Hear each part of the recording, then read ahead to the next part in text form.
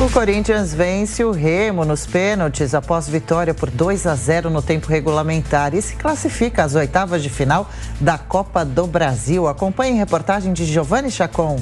Sem tempo para pensar, o Corinthians precisava reverter um resultado negativo de 2-0 no primeiro jogo no Pará para avançar pelo Remo para a próxima fase da Copa do Brasil.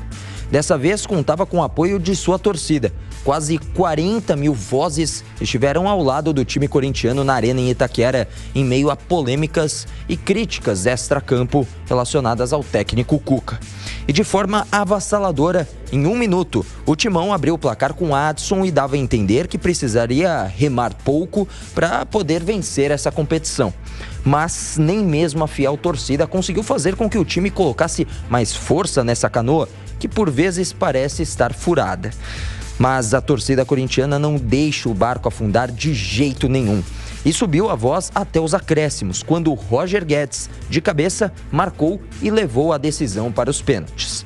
E com a atmosfera favorável, o Corinthians conseguiu se equilibrar mentalmente dentro de campo e mesmo sofrendo contra uma equipe fraca da Série C, avançou para a próxima fase. Depois da classificação, Cássio puxou o time para um abraço no técnico Cuca, num gesto de motivação ao treinador. 1h e 35 minutos depois do término da partida, depois de muita conversa no vestiário, Cuca apareceu carregando a camisa de jogo do goleiro Cássio para declarar a sua saída do Corinthians. Nem mesmo a vitória, do jeito que foi conquistada, foi capaz de colocar panos quentes no clima que já era insustentável. Você pesa o que vale a pena, o que não vale a pena na vida, né? Nesse momento eu quero fazer valer a pena a minha família, que é a coisa mais importante que eu tenho no mundo. Eu não esperava essa avalanche que ocorreu aqui, eu não esperava. São coisas já passadas há muito tempo e ressurgidas hoje como se aconteceu ontem. Eu fui julgado e punido pela internet, entre aspas, né? E isso tem uma consequência muito grande em todos os sentidos, que foi baseado essa saída minha, agradecer os jogadores. 7 dias que eu tô aí, os caras me abraçaram, compraram meu barulho, minhas ideias, foi muito bacana. E se Deus quiser, eu volto um dia. Cuca sai em um momento conturbado no Corinthians. Antes do clássico contra o Palmeiras, a chegada de Cuca já deixou muito mais agitado os mares da equipe corintiana. A saída, então, pode tornar o vendaval um verdadeiro furacão. O que vai acontecer nesse derby do próximo sábado vai passar pelo quanta força mental e física o time do Corinthians terá para remar o barco do clube até águas mais calmas e menos agitadas.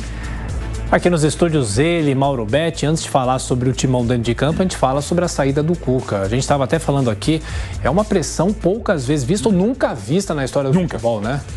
Bom dia a todos, bom dia Thiago, bom dia Adriana, bom dia Jovem Pan, e ótimo que aconteça, que haja essa discussão, que à época talvez tenha faltado porque era um outro mundo. O Corinthians mesmo contratou durante 4 anos um jogador que foi campeão da Copa do Brasil e do Paulistão, que era o zagueiro Henrique, que também participou daquele crime que aconteceu em 1987 em Berna e que o Cuca foi acusado e foi condenado em 1989 a 15 meses de prisão não cumprida por questões de extradição.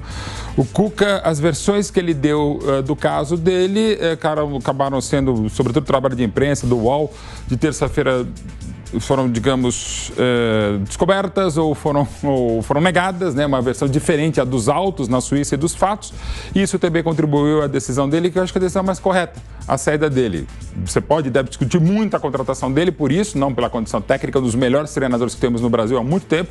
Antes de não se discutir, aí, inegavelmente, é uma evolução da sociedade, toda essa discussão. As posições contrárias, as posições favoráveis e até quem não quiser se posicionar aqui também é uma manifestação. O que é importante é que não se deve tolerar jamais os intolerantes e jamais relativizar um caso de estupro. Agora, será que a carreira dele termina como treinador? Difícil imaginar que permaneça desse jeito, né? E aí uma outra gigantesca discussão que não cabe aqui, né? Mas, enfim, o Corinthians tomou uma decisão que talvez devesse ter evitado por todos os motivos, né? Não é jogar, não é assumir uma camisa, é uma outra gigantesca discussão que aqui não cabe. Mas dentro de campo, na bola, não foi uma grande partida do Corinthians, mas foi bem corintiano na classificação. O gol aos 47 que levou os pênaltis e Cássio, mais uma vez, levando o Corinthians adiante, agora também batendo outro recorde, superando o Ronaldo Giovanelli como o goleiro que mais pênaltis defendeu na história do Corinthians.